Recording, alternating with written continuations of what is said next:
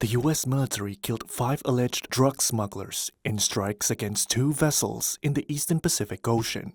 That is according to U.S. Defense Secretary Pete Hegseth on Wednesday. He said the first strike killed 2 men on Tuesday, and then shared that the military had struck another vessel in the Eastern Pacific on Wednesday, killing 3 men. He shared videos of the strikes on X and said that the boats were, quote, involved in illicit narcotics smuggling without providing evidence. These are the first known strikes in the Pacific since U.S. President Donald Trump launched a new offensive against drug smuggling and came after at least 7 others in the Caribbean, which have killed at least 32 people. The campaign has raised U.S. tensions with Venezuela and Colombia. Colombian President Gustavo Petro, who is in the midst of a spat with Trump over the boat strikes and tariffs, called the new strikes in the Pacific, quote, murder.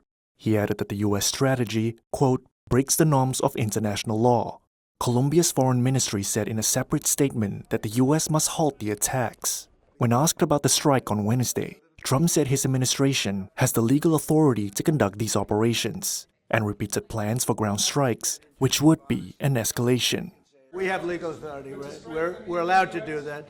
And if we do by land, we may go back to Congress. But this is a national security problem. They killed 300,000 people last year, these drugs coming in. They killed 300,000 Americans last year, and that gives you legal authority.